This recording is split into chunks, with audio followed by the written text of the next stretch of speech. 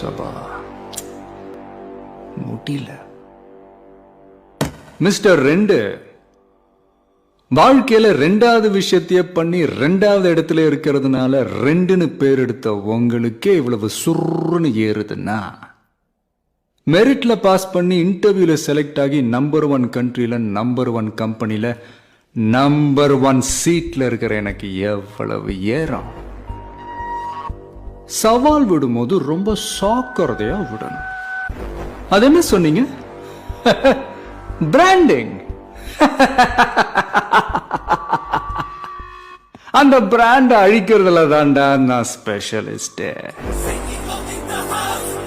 இப்ப சொல்ற மிஸ்டர் 2,